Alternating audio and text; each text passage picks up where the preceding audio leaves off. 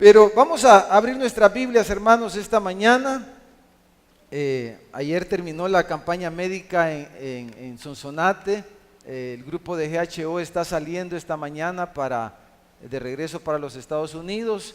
Hermano Mauricio con el hermano Josué están llevándolos, ¿verdad?, al aeropuerto, y le damos gracias al Señor por el tiempo pues que pudieron estar los hermanos en Sonsonate, que siempre es una gran bendición, ¿verdad? Y una gran inversión que hacen los hermanos de GHO. Pero hermanos, esta mañana vamos a venir aquí al capítulo 20, ¿se acuerdan? Estamos en el capítulo 20 del libro de los Hechos, y vamos a estar viendo desde el versículo 17 hasta el último versículo del capítulo 20. No lo vamos a leer, la semana pasada lo leímos una buena porción de estos versículos. Lo vamos a ir leyendo a medida avanzamos en el mensaje esta mañana para pues avanzar con el tiempo. Desde el versículo 17 hasta el versículo 38. Estamos hablando, nuestro tema general es la membresía en la iglesia local, ¿verdad? Ese es nuestro tema. La semana pasada definimos en el primer mensaje la necesidad que tenemos de identificar lo más claramente posible al rebaño que el Espíritu Santo nos ha dado para cuidarlo, ¿verdad? Necesitamos identificar, por lo que dice el versículo 28, ¿verdad? El versículo 28 dice: por tanto, mirad vosotros y por todo el rebaño en que el Espíritu Santo os ha puesto por obispos, para apacentar la iglesia del Señor, la cual Él ganó por su propia sangre. Entonces, definimos, hermanos, si se recuerdan, ¿verdad?, que la necesidad de identificar, de poder identificar cuál es el rebaño ese. Y explicamos, estamos hablando ahí en este caso, Pablo, de los hermanos en Éfeso, de la iglesia de Éfeso, y le está hablando a los ancianos, a los pastores de Éfeso, ¿verdad?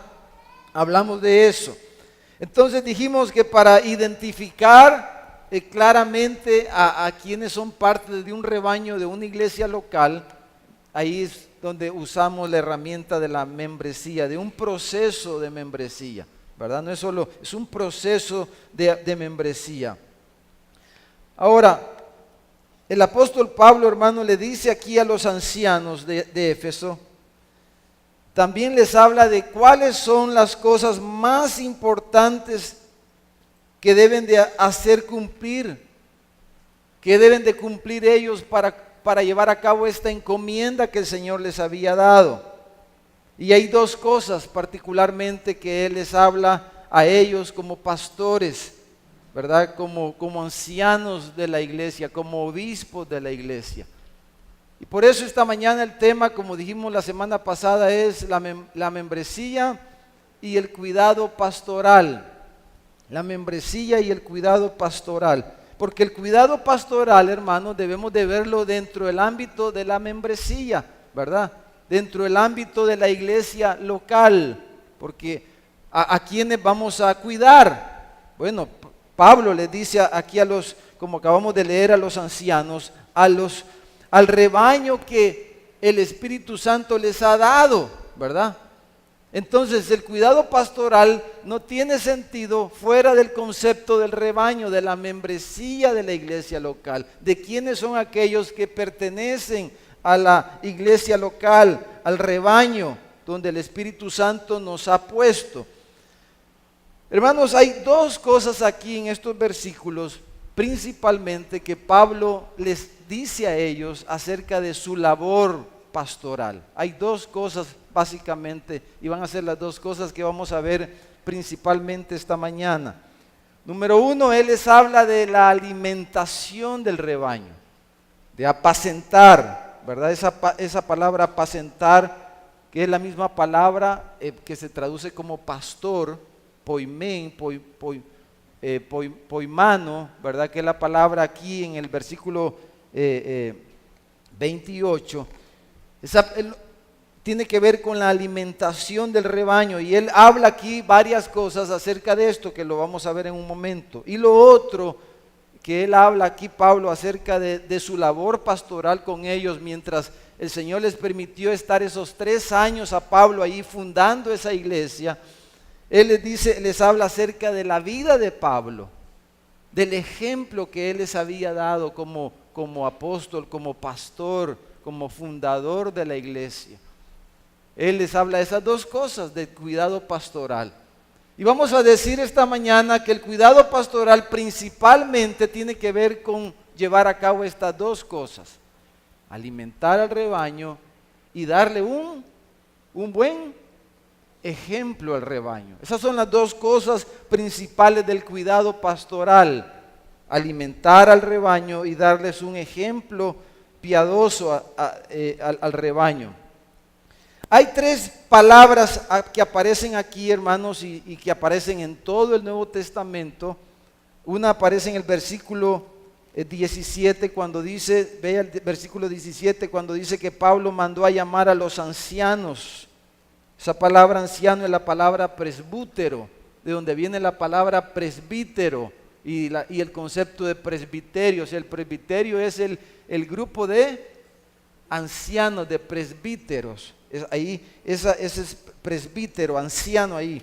Y en el versículo 28, hermanos, el versículo 28, dice sobre que el Espíritu Santo os ha puesto por obispos. ¿Quiénes son los obispos? Los mismos ancianos.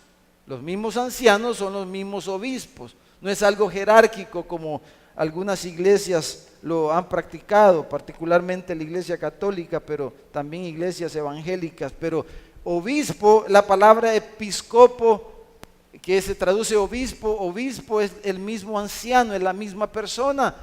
Pablo le habla a los ancianos y les dice: Dios los ha puesto por obispos, o sea, ellos mismos. Entonces, ¿qué tienen que hacer ellos, los ancianos, a quienes el Espíritu Santo los ha puesto de obispos? ¿Qué tienen que hacer ellos con el rebaño?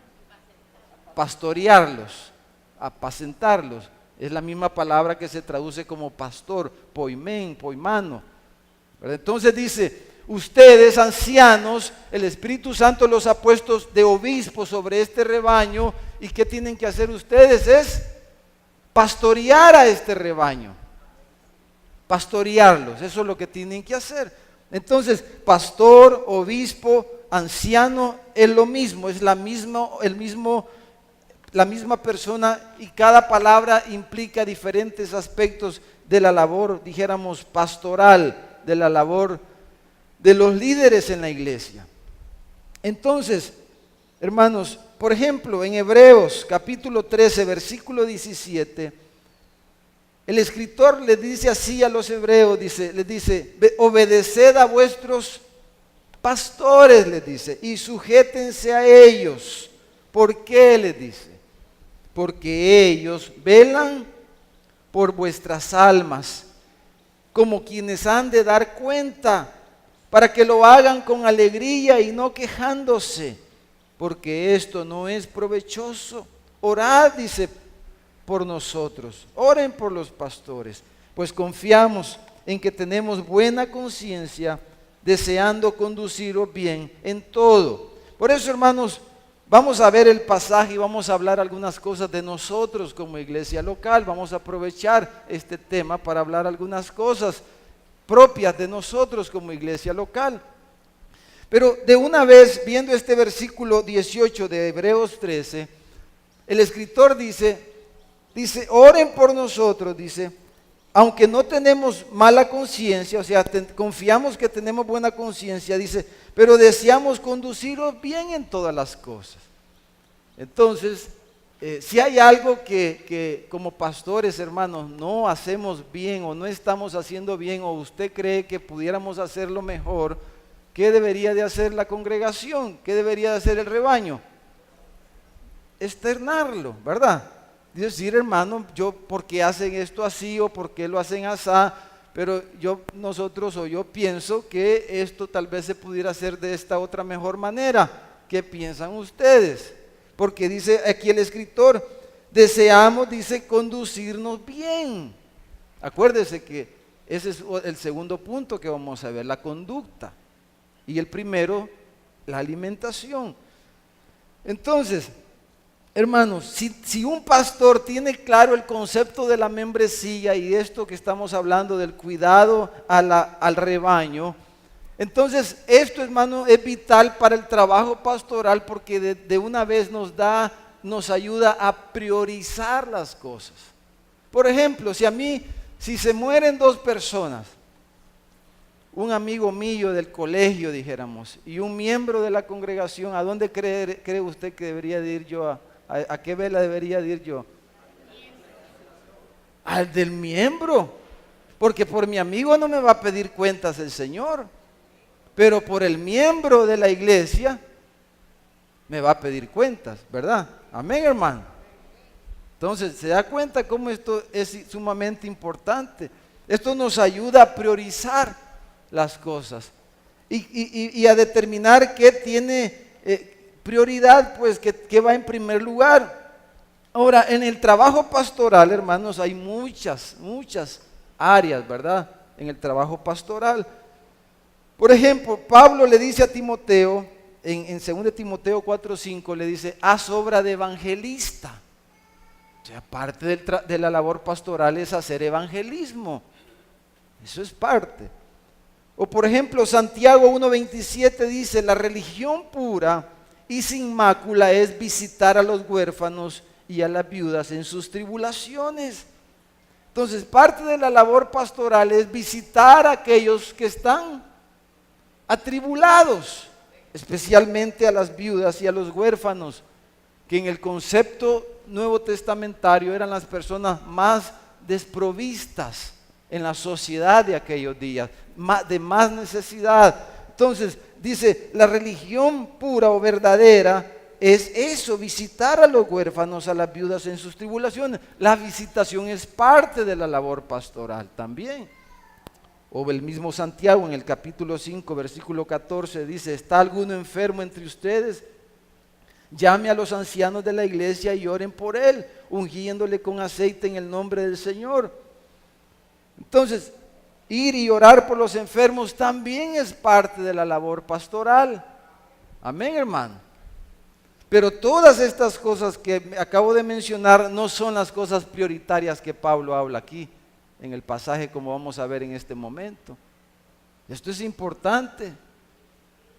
Pero nosotros traemos una tradición evangélica que nos hicieron pensar y nos hicieron creer, por ejemplo, cosas que la iglesia evangélica cree, es que los pastores, cuando alguien se enferma, el pastor es el primero que debería de estar en el cuarto del hospital. ¿Y qué piensan ustedes de eso, hermano? ¿Quién es el primero que debería de estar cuando uno se enferma? El médico. ¿O no, hermano? El médico. Ese es el primero que debe de estar y el primero que debemos de llamar, el médico. Entonces, y es más, dice, si alguno está enfermo, llame a los pastores. ¿Cuántas veces escucho yo reclamos de hermanos que dicen, no me vinieron a ver cuando me enfermé y nos avisaste, mi hermano?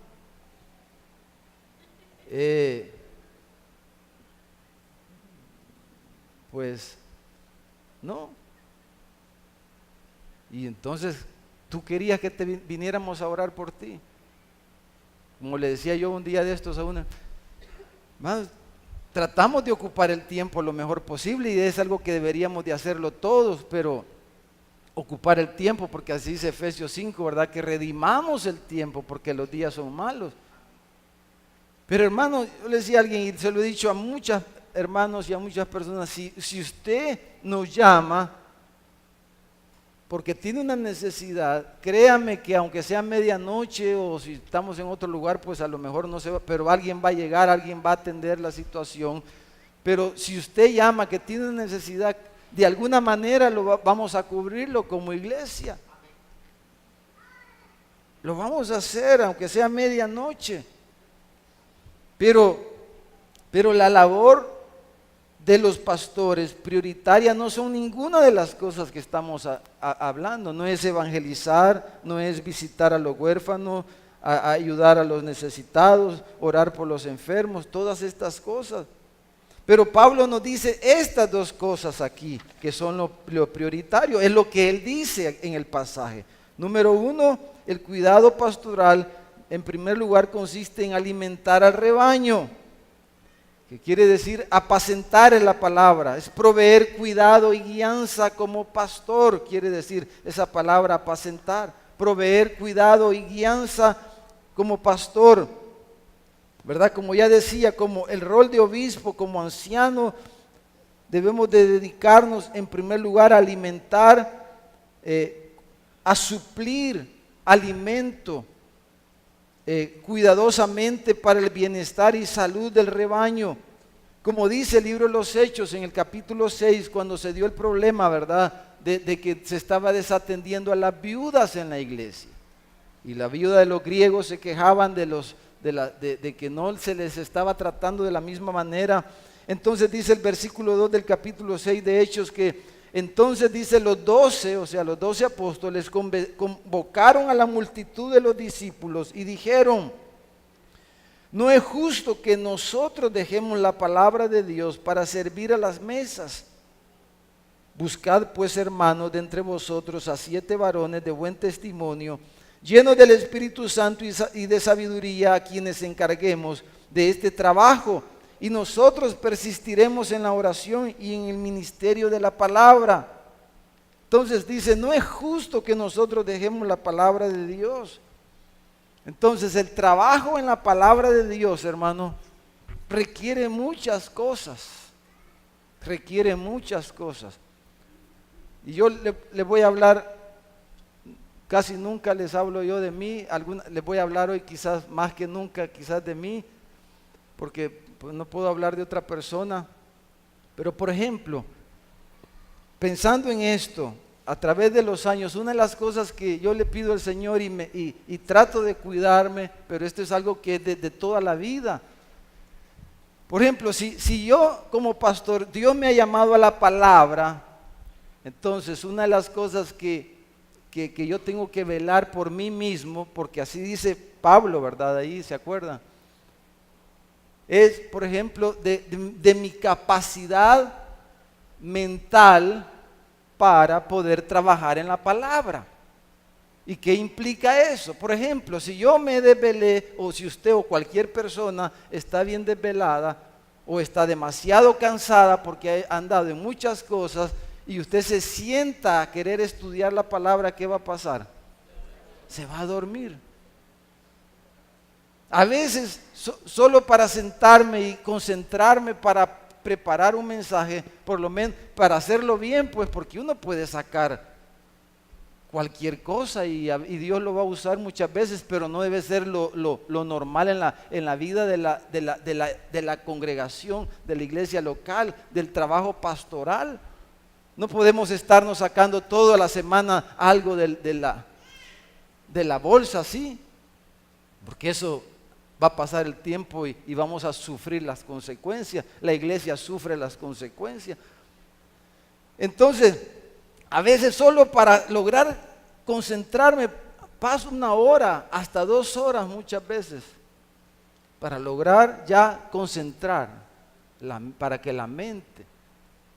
Entonces, alguien que va a trabajar en la palabra tiene que cuidar su mente, sus capacidades intelectuales, sus capacidades cognitivas, sus capacidades de pensamiento. Y debe de constantemente estar en esta labor. Por eso ellos dicen, no es justo que nosotros dejemos la palabra de Dios. No se refieren a agarrar la Biblia y leer, hoy voy a leer aquí, hoy voy a leer otra página aquí. No se refiere a eso, sino a estar, a trabajar en la palabra, a investigar, a estudiar, a preparar, etcétera, etcétera. Entonces, hermano, requiere un trabajo, un cuidado, ¿verdad? Para poder tener las facultades para poder trabajar en la palabra. Y a eso se refieren los apóstoles en Hechos 6. Pero mire Pablo en el versículo 27, hablando de esto, versículo 27, versículo 26 y 27, le dice, yo por tanto les protesto en el día de hoy que estoy limpio de la sangre de todos.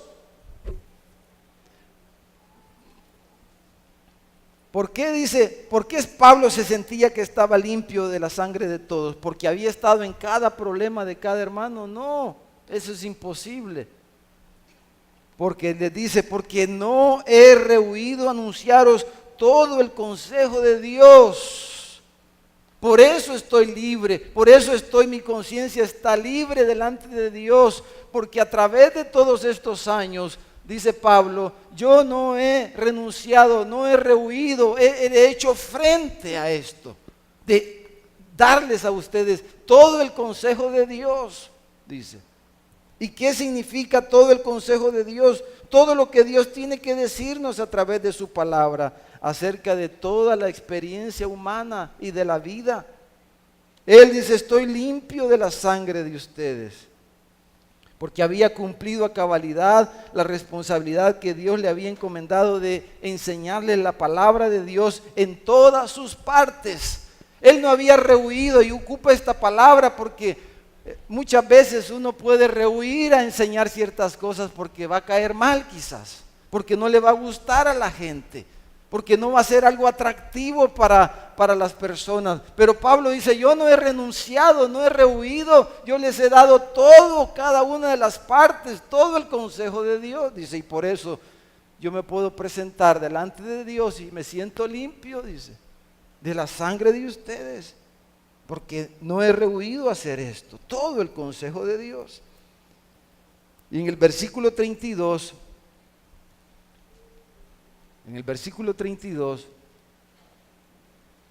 dice,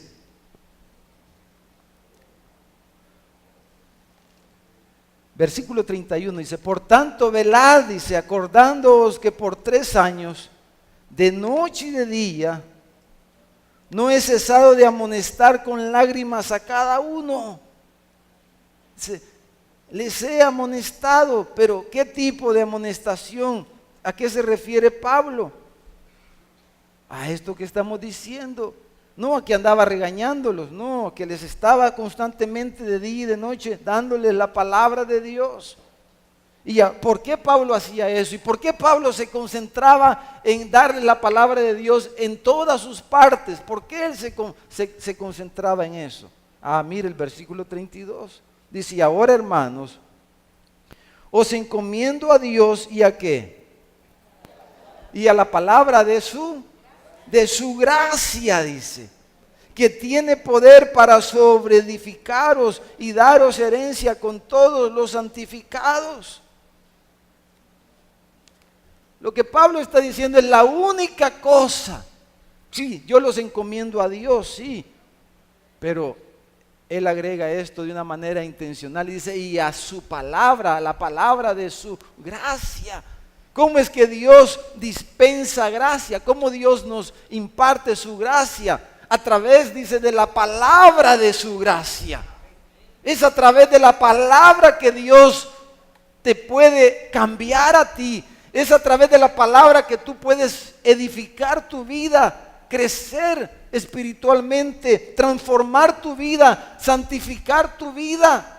Es a través de la palabra de su gracia que tú puedes tomar dirección para tu vida. Es que tú puedes tomar buenas decisiones en tu vida. Es que tú puedes manejar bien tu matrimonio, manejar bien tu familia. Es a través de la palabra de su gracia, dice. Y yo los encomiendo, yo ya no voy a estar, pero acuérdense cómo yo he vivido estos años, les dice, cómo me he dedicado a la palabra, porque eso es lo único que los puede sobreedificar. Y es la única que les puede dar, dice, herencia. Es la única que los puede guiar al cielo, en otras palabras. Es la única que les puede dar dirección correcta. Es la palabra de su gracia.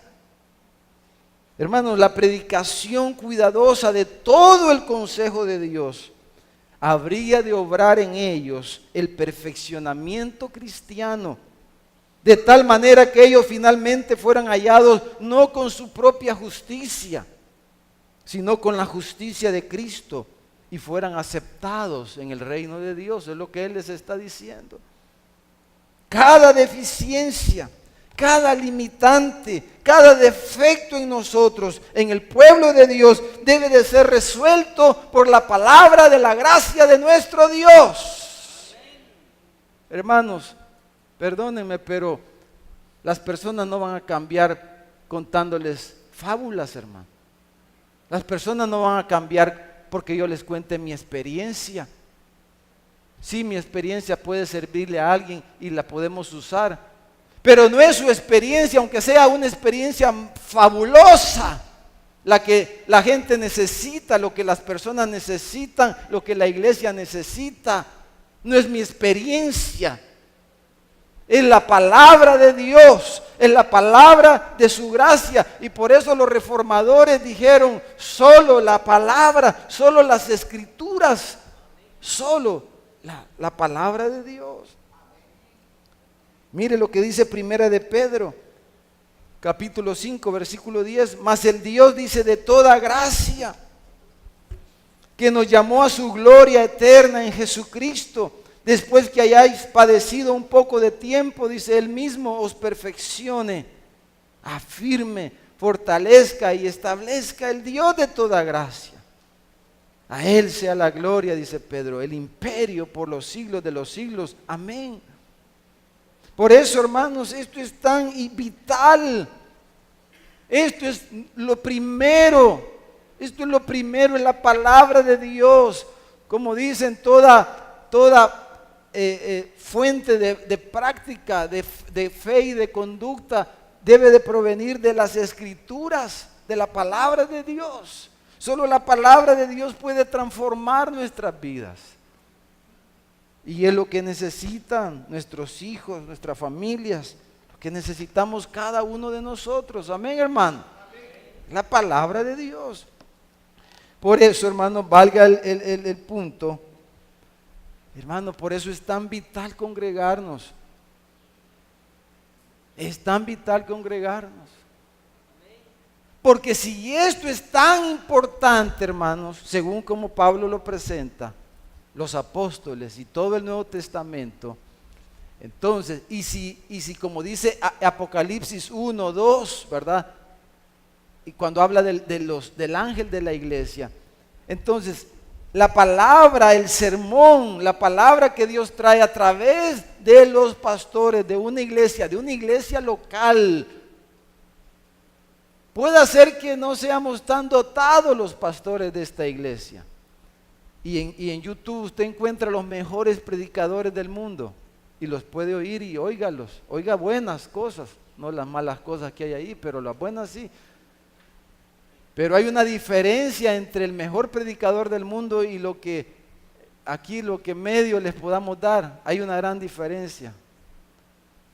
Como hay una gran diferencia, como dicen algunos, comer en nuestra casa con una mamá responsable que cuida la dieta de sus hijos y andar comiendo en los mejores restaurantes o en cualquier comida rápida, por ahí, por allá, por acá. Se va a ver los efectos a través del tiempo.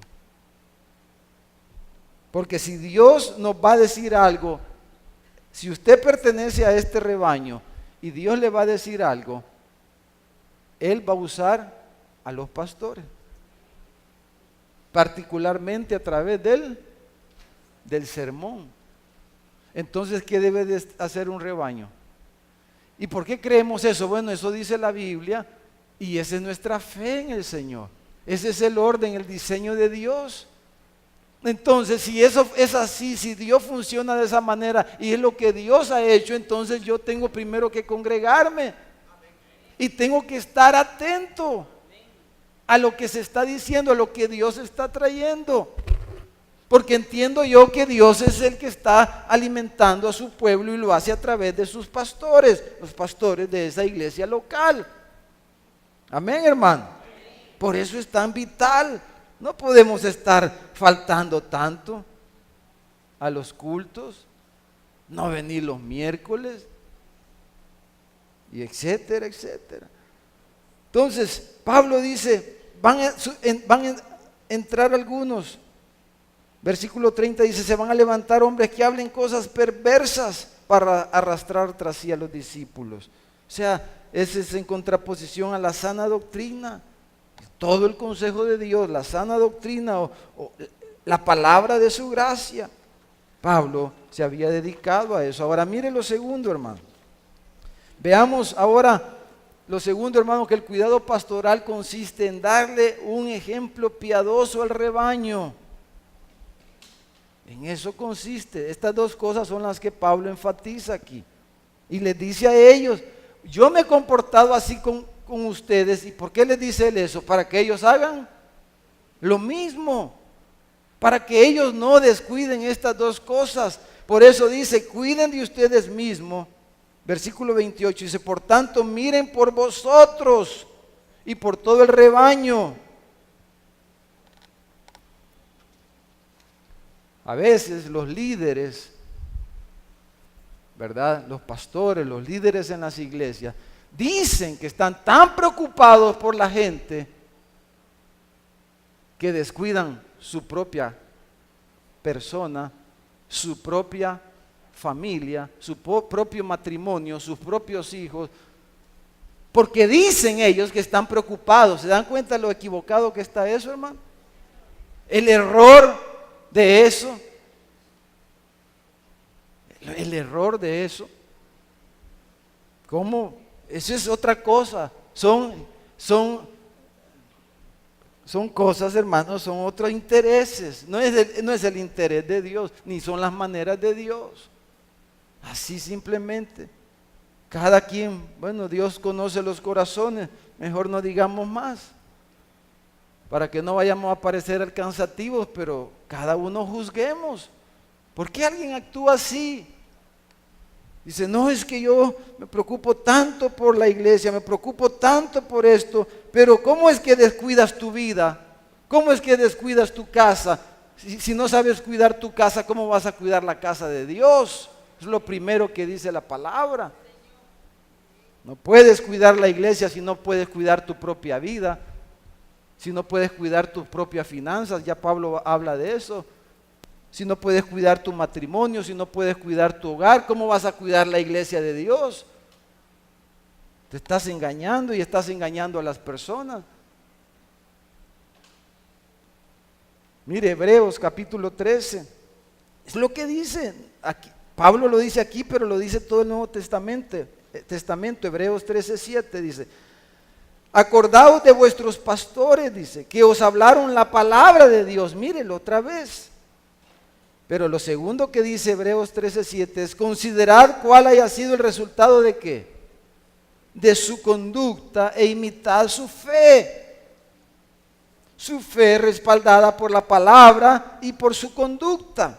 Entonces, la conducta. ¿Cómo había sido la conducta de Pablo, hermano? En pocas palabras, la conducta de Pablo había sido irreprochable, pudiéramos decir. Mire, leamos los versículos 18 al 21. Versículo 18 dice, cuando vinieron a él les dijo, vosotros sabéis cómo me he comportado entre ustedes todo el tiempo, desde el primer día que entré en Asia. Han pasado 3 años y desde el primer día que vine aquí, les dice, ustedes saben que he sido el mismo, en otras palabras, que cómo me he comportado siempre de la misma manera, dice, sirviendo al Señor con toda humildad y con muchas lágrimas y pruebas que me han venido por las acechanzas de los judíos. Y como nada que fuese útil he rehuido de anunciaros y enseñaros, dice, públicamente y por las casas, testificando a los judíos y a los gentiles acerca del arrepentimiento para con Dios y de la fe en nuestro Señor Jesucristo. Y sigue diciendo, yo estoy ligado en el Espíritu y por eso voy a Jerusalén. Dice, ustedes saben cómo me he dedicado, no he rehuido anunciarles en las casas públicamente y enseñarles.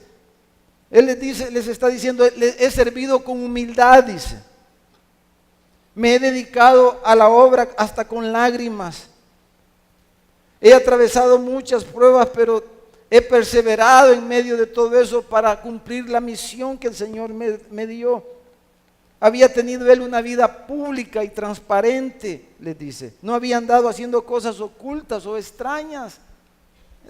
Dice, en público, en las casas, ustedes me conocen, está diciendo. No había hecho acepción de personas él, algo muy importante. No había hecho acepción de personas. Versículo 21 dice, le he testificado a judíos y a gentiles. Ustedes saben que no he hecho acepción de personas, está diciendo. Siempre había puesto al Señor y su propósito en primer lugar. Ahora, ahí dice todas estas cosas, pero él, hermano, hace un énfasis, no podría asegurar, pero es importantísimo, obviamente, esto en la parte económica, la parte financiera. Mire el versículo 33, versículo 33. Su conducta financiera. Pablo se refiere de una forma especial a la manera en que él se había conducido financieramente entre ellos. Vamos a leer versículo 33 al 35 por lo menos. Llegaron, hermano. Mire, dice, ni plata, ni oro, ni vestido de nadie he codiciado. Antes vosotros sabéis que para lo que me ha sido necesario a mí y a los que están conmigo, estas manos me han servido. Bueno, Pablo hacía tiendas, ¿verdad? En todo os he enseñado que trabajando así, dice, se debe ayudar a los necesitados y recordar las palabras del Señor Jesús que dijo, y hoy el hermano Wilber nos recordó esto. No sabía que iba a hablar yo de esto, pero el Espíritu Santo sí. Y más bienaventurado es dar que recibir. Entonces, hermano, aquí Pablo dice muchas cosas acerca de las cosas del dinero. Y quisiera que mencionara algunas cosas más directamente de las que él dice aquí. Cuando él dice, no he codiciado ni oro, ni plata, ni vestido, lo que él está diciendo es, que no había andado prestándoles ni pidiéndoles a ellos. Eso quiere decir que no había codiciado, que no había andado en sus casas pidiéndoles o prestándoles. Eso es lo último que debería de hacer un pastor, ¿verdad? Pedir prestado a los hermanos. Nadie deberíamos de hacer eso, pues. Ningún líder. Y el modelo, o sea, en un pastor, en un anciano, o sea, es algo que no se debe de pasar por alto, pero lo mismo es para cada miembro de la iglesia. No debe de andar prestando dinero. Esa conducta es totalmente contraria a la fe.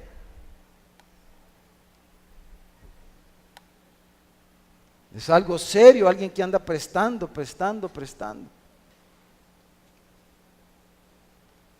Entiendo yo que aquí ya el Señor nos ayudó un poco porque hemos enseñado más de estas cosas, pero antes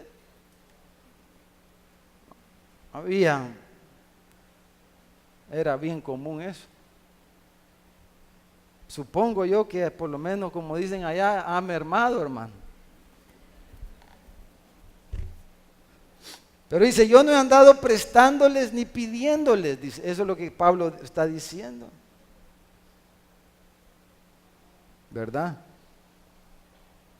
Lo otro que es, cuando dice en el versículo 34, dice, sino que para lo que me ha sido necesario a mí y a los que están conmigo. O sea, lo financiero, hermano, fíjese, primero, no ande prestando, para eso están los bancos.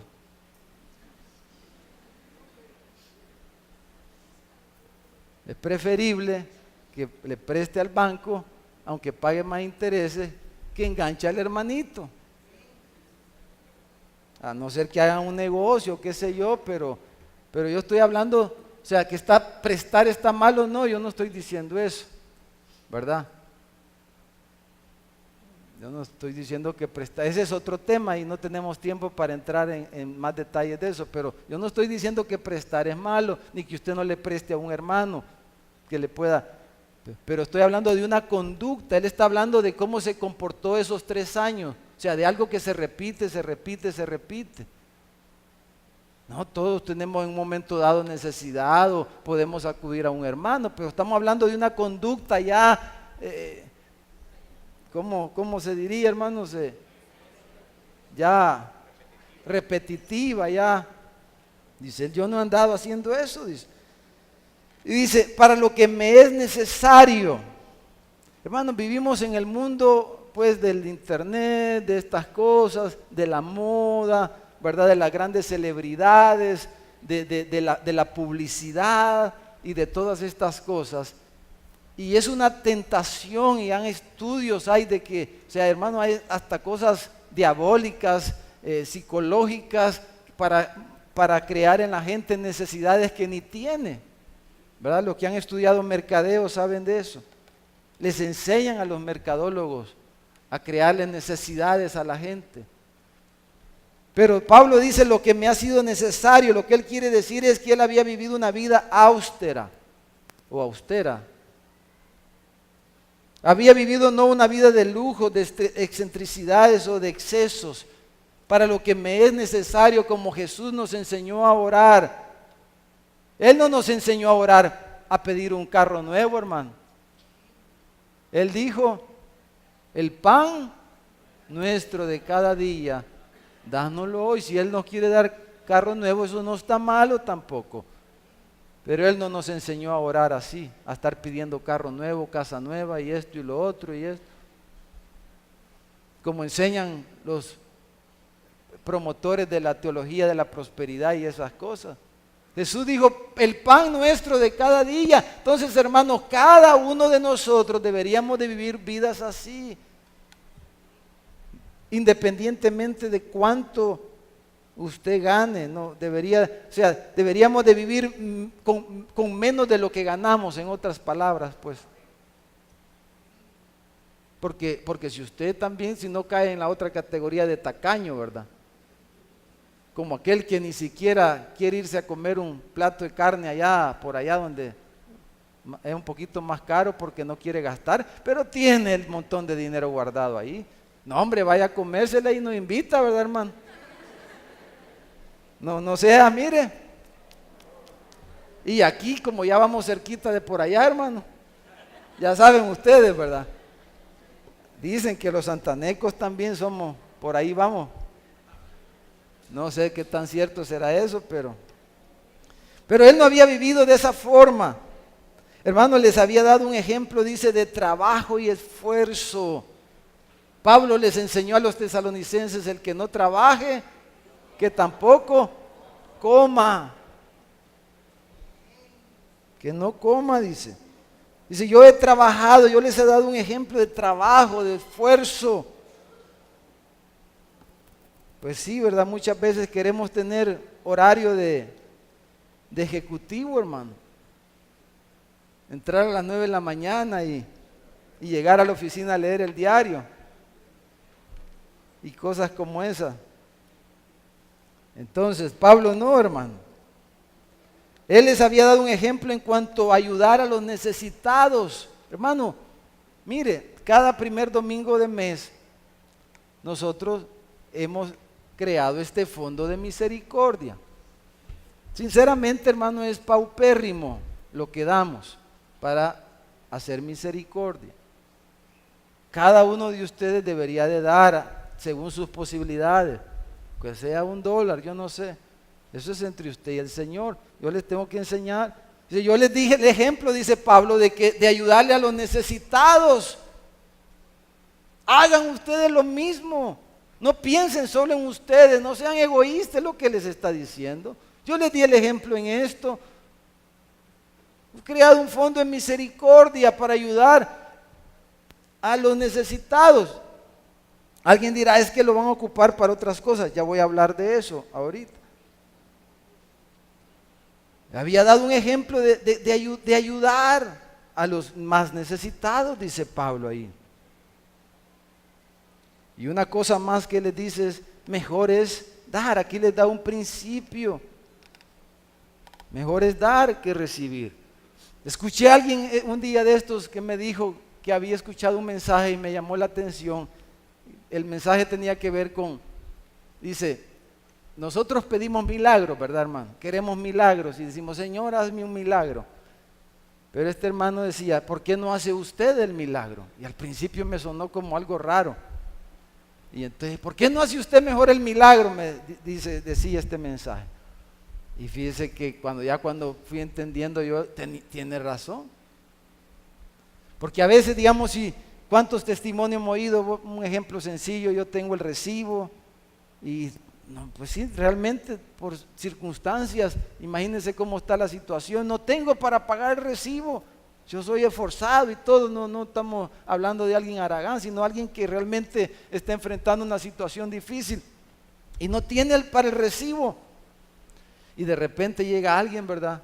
Y toca la puerta y le dice, hermano fulano, el Señor me ha mandado y me dijo que le diera esto. ¿Quién recibió el milagro? La persona. ¿Y quién lo hizo? Sí, pero ¿a través de quién? De la persona que llevó. Entonces mejor es hacer el milagro que recibirlo. ¿Cuántos quieren hacer milagros, hermano? Haga milagros con lo que Dios le da. Ayude al necesitado. Ayude al necesitado. Ayudémosle al necesitado. Pensemos en el necesitado. Hermanos, tenemos, va aquí mismo, pero imaginen allá en la Magdalena, si esa iglesia no es un lugar pobre. ¿Cuántos de ustedes pudieran apadrinar a un niño? Y se los digo así porque yo estoy nosotros apadrinamos a un niño allá. No les estoy diciendo que hagan algo que yo no hago. Pero muchos de ustedes pueden hacer eso. Nada les cuesta.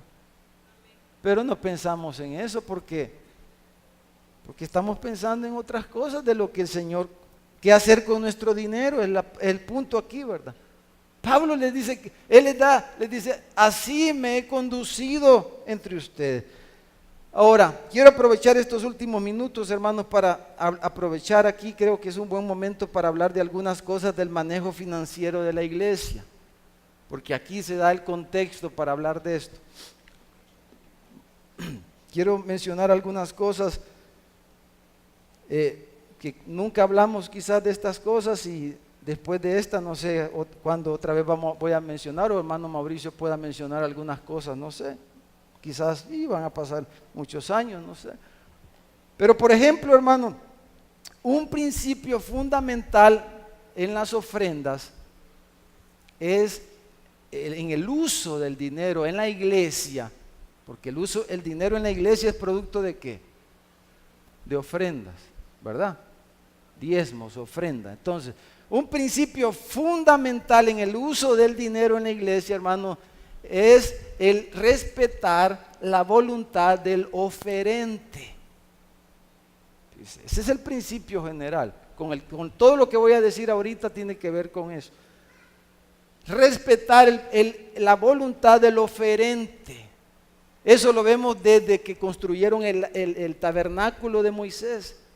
Hubieron ofrendas específicas para cosas específicas.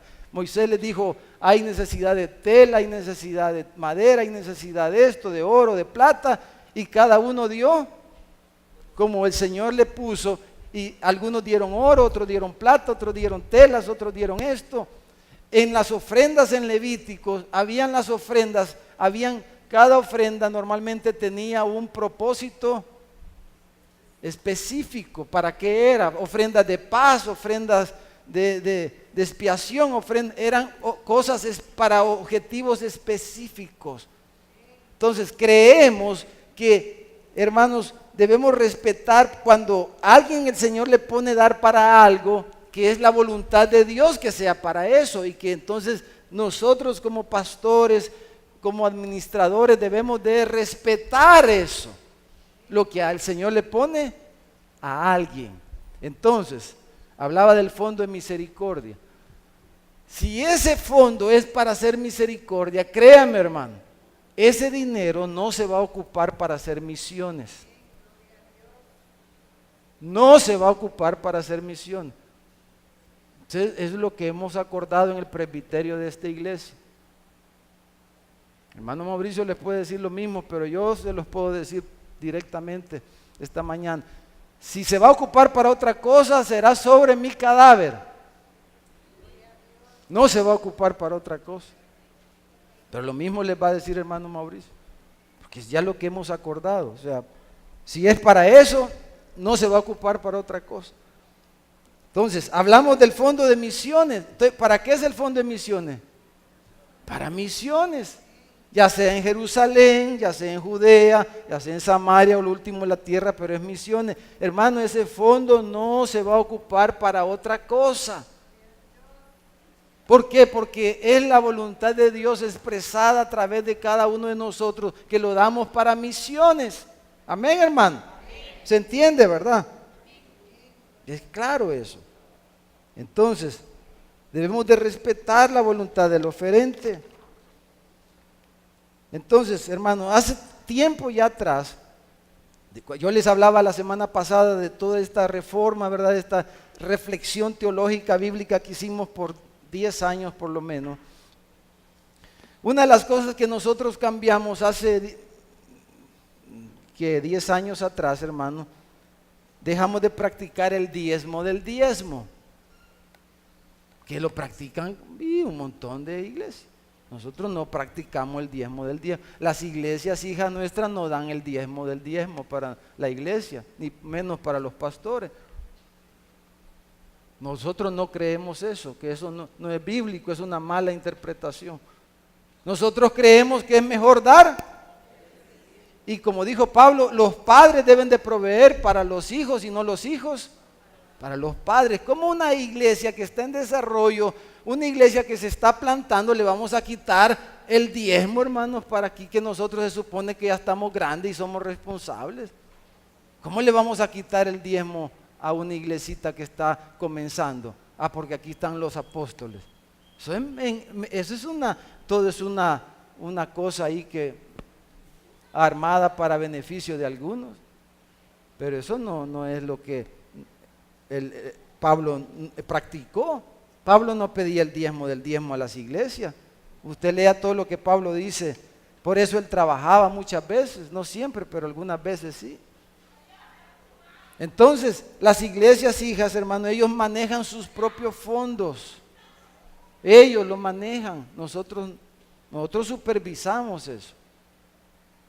Pero ellos lo manejan y ellos lo invierten como creen que es mejor según sus necesidades. Entonces el fondo de misiones no es para los necesitados, como el fondo de misericordia no es para hacer misiones. Hermanos, las ofrendas, por ejemplo, de los grupos pequeños de discipulado, porque vienen en el mismo sentido de esto que estamos hablando. Las ofrendas que ustedes dan en los grupos pequeños, eso no lo usamos en la administración general de la iglesia. Eso se invierte en la zona. ¿Qué pasa? Que a veces los hermanos pastores, coordinadores, hermano Carlito, hay que comunicar más esto, porque hay hermanos que piensan que aquí nosotros a saber qué vamos a hacer con eso. Pero eso se invierte en los celulares que algunos hermanos ocupan para comunicarse, en el transporte que se ocupa. ¿Y quiénes ocupan el transporte? Los más necesitados, porque no tienen carro. Se ocupan para cosas, actividades de la zona. Eso lo administra el pastor coordinador, o si no, que me desmientan ellos. ¿Verdad, hermano José? Ya hace rato. Eso se invierte ahí, en ese ministerio, ahí de los grupos pequeños de discipulado. Eso se invierte ahí. ¿Por qué? Porque pues no ahí son, pues. Entonces, todos esos fondos, hermano, no se ocupan para salarios o para el ministerio de alabanza o cosas así, no. Entonces, por ejemplo, la escuela, hermano, los fondos de la escuela, ¿para qué entonces debemos ocupar los fondos de la escuela, hermano? Para el propósito de la escuela. No vamos a hacer misiones con los fondos de la escuela, porque la escuela no es ese su objetivo. Los papás no nos pagan las cuotas para que hagamos misiones en Macedonia, hermano. ¿Para qué nos dan los fondos los papás? Para que los maestros, para que la escuela cumpla y se le dé un buen servicio a sus hijos. Para eso son, ¿verdad? Entonces, fíjese. Por ejemplo, y quiero aquí hablar porque esto, hablaba con unos hermanos un día de esto, pero esto ya varias veces, ¿verdad? Pero para que lo tengamos lo más claro posible. Se mencionan cosas, pero tenemos que ser claros, hermano, en cómo se manejan estas cosas. La escuela, por ejemplo, hermano, diezma, pero ese diezmo se ocupa en el programa de becas. Y la mayoría de ese dinero se ocupa en hermanos de aquí, de nosotros. Si usted no sabía, es importante que lo sepa. Son poquitos los padres de familia de otras iglesias que se ayudan porque no alcanza el dinero. No alcanza. Se ocupa para becas. Entonces, por ejemplo, en el desarrollo aquí de la infraestructura, hermano, o sea, los activos que se le llama, ¿verdad? Los activos. Fíjese, hermano, los activos de los fondos de la iglesia, hermano, prácticamente no se ha ocupado nada para hacer aquí nada de construcción. De sus diezmos, de su ofrenda aquí de la iglesia no se ha ocupado prácticamente cero, voy a decir. No voy a decir cero porque prácticamente, porque a lo mejor alguna vez se ocupó algo. Pero ¿y por qué no se ocupa para construcción los diezmos, las ofrendas? Porque no alcanza para eso. ¿Cómo se construyó aquí el templo? Bueno, ofrendas de los hermanos Rivera principalmente, que antes, hoy ya no, pero antes, ¿verdad? Cuando la obra se comenzó aquí, ellos mandaban y se ocupaba ese dinero para construir el templo. Entonces, ¿cómo se ha construido las aulas, el parqueo, los edificios que hay? ¿Cómo se están pagando los créditos con los bancos con el que se ha hecho algunas de estas cosas? ¿Con qué fondos? Con los de la escuela.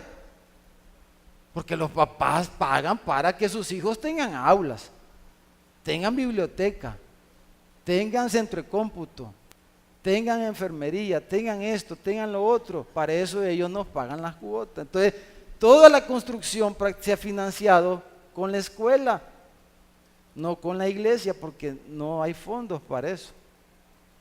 Entonces, hermano, los activos, hermano, yo traje aquí el diario oficial. Mire, hoy, pues sí, como estamos hablando de esto, hay que aprovechar, hermano. Yo quiero que le quede lo más claro posible porque a saber hasta cuándo vamos a volver a hablar de esto. Pero mire, algunos pueden pensar que nosotros, porque algunos, no solo uno, sino que varios comentarios a través del tiempo, lo que pasa es que a veces no decimos nada porque estarse defendiendo, pero una vez allá hay que explicar las cosas para que todos sepamos. Entonces, hermano, en forma personal, ni hermano Mauricio ni ninguno de nosotros sacamos algún beneficio personal con hacer un edificio más, un aula más, porque esto no es del hermano Mauricio, ni mío, ni de nadie de nosotros.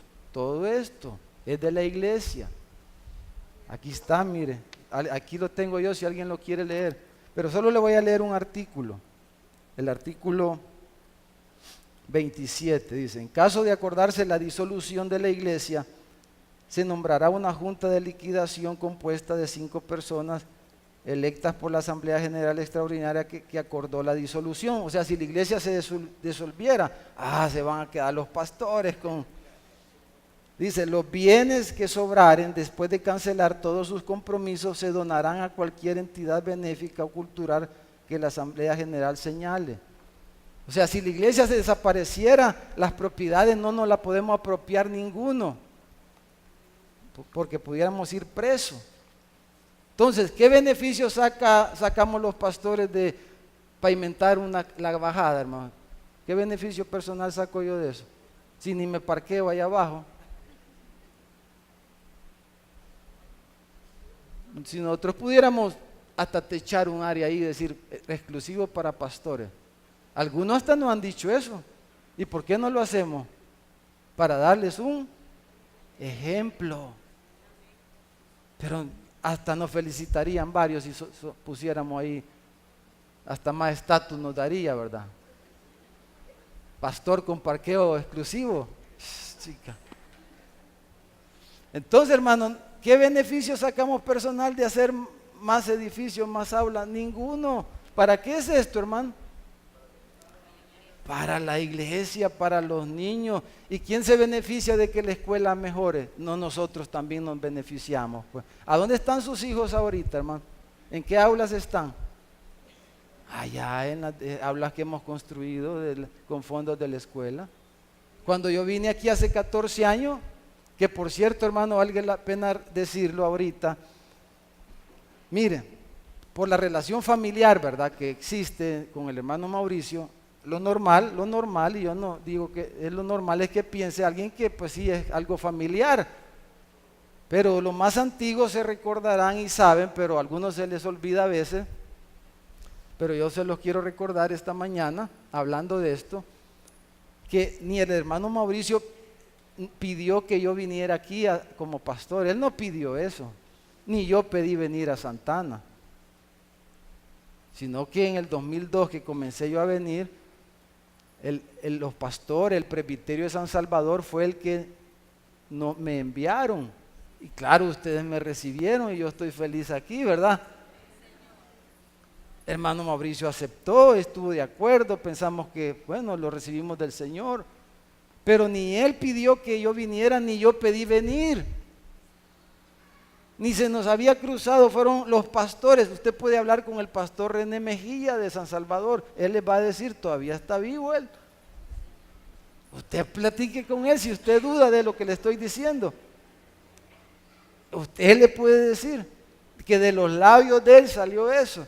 Y nosotros lo aceptamos, pero yo sinceramente, si me hubieran dado a escoger, mi esposa sabe que yo se lo dije en su momento, yo no hubiera venido aquí porque por los problemas estos de que cómo la gente piensa. Pero el Señor, así lo recibimos del Señor y lo hicimos. Pero hermano, todas esas cosas nos beneficiamos todos nuestros hijos, y cuando nosotros venimos aquí hace 14 años, bueno, Marco venía recién nacido, ya en el 2003 que nos venimos a vivir, y no habían aulas, ni un aula aquí. Acuérdese, el parqueo era de polvo y hasta nos enfermábamos de las polvazones. Gloria a Dios, hermano, no se alegra que está pavimentado el parqueo, hermano, le da un aplauso al Señor, hermano. Claro, es una bendición. Pero yo recuerdo, hermano, ¿se recuerdan? Allá la hermana Patti, ahí está la hermana de Patti, ella trabajaba con los niños, los bebés, allá en la casita, allá arriba, ¿verdad, hermana Patti? Allá llevábamos nosotros a Marco. Los que en aquel entonces, hermano, por cierto, no lleve a sus niños ahí a la... Hoy están bien bonitas las aulas, hermano. Hasta aire acondicionado tiene aquella de allá, para los chiquitos. Cuando nosotros en aquel entonces éramos de fe, hermano. La hermana Patti les puede decir, en la casita había que subir, hacer equilibrio para subirse a la montaña que había allá, hermano. Acuérdense. Y cuando uno, cada vez que el domingo que se abría ahí, ¿qué salían un montón ahí, hermano? Zancudos y murciélagos.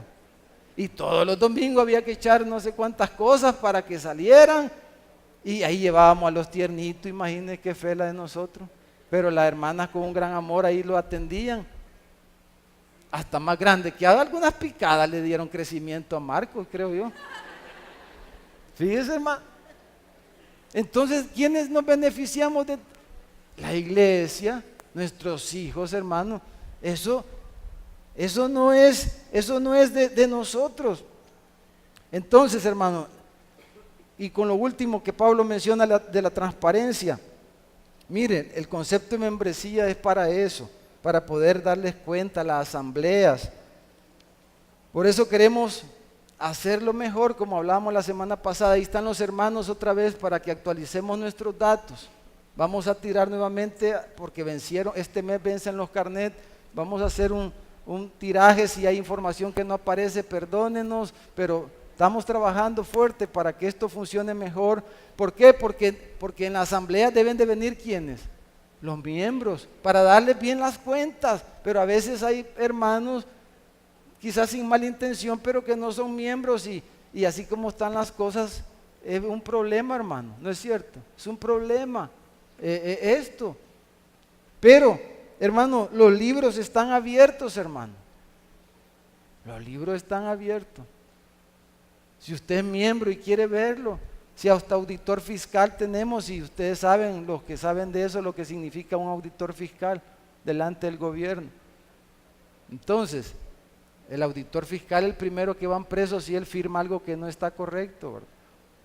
Entonces, hermano, le aprovecho y menciono todas estas cosas para decirles que, como leímos al principio, queremos conducirnos bien, queremos darle el mejor ejemplo posible, pero usted también ayúdenos. Si usted ve que algo que usted piensa o cree que no está bien, díganos, vea cómo lo hace de la forma adecuada, correcta, pero mire, hermano, esto, fíjese que hay personas que tienen duda, o mire esto cómo se hace y por qué se hace así, y lo vamos a discutir. No nos vamos a enojar, hermano, de verdad. Nos vamos a sentir contentos para poder hablarlo y poder que las cosas sean lo más transparente posible. Por eso es la membresía, las asambleas y todas estas cosas. ¿Para qué? Para que tengamos libertad de servirle al Señor y que podamos hacerlo en unidad. Entonces, concluyendo, hermano, dos cosas. Dice, la palabra de Dios, cuidado pastoral, es alimentar al rebaño. Y número dos, es dar un ejemplo. Y hermanos,